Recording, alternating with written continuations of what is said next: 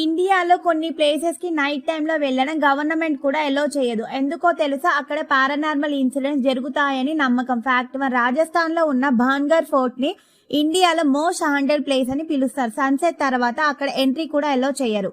Fact 2.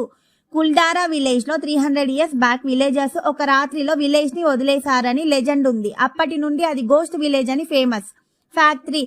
Gujarat లో ఉన్న డంబస్ beach లో నైట్ టైంలో విస్పర్స్ వినిపిస్తాయని కొందరు విజిటర్స్ చెప్పారు. ఫ్యాక్ట్ 4. ముంబైలో ఉన్న ముఖేష్ మిల్లాస్ లో మూవీ షూటింగ్ జరిగే టైంలో ఒక స్ట్రేంజ్ ఇన్సిడెంట్ జరిగాయని ఫిలిం క్రూస్ చెప్పారు. ఫ్యాక్ట్ 5. ఢిల్లీలో ఉన్న అగ్రెసన్ కి బాలీలో డీప్ స్టెప్స్ దిగుతుంటే స్ట్రేంజ్ ప్రెజెన్స్ ఫీల్ అవుతుంది అని కొన్ని విజిటర్స్ ఎక్స్పీరియన్స్ షేర్ చేశారు.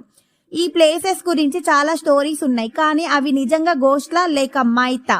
మీరు ఈ హాంటెడ్ ప్లేసెస్ విజిట్ చేయగలరా? ఇలాంటి మిస్టీరియస్ ఫ్యాక్ట్స్ కోసం ఇప్పుడే సబ్స్క్రైబ్ చేయండి.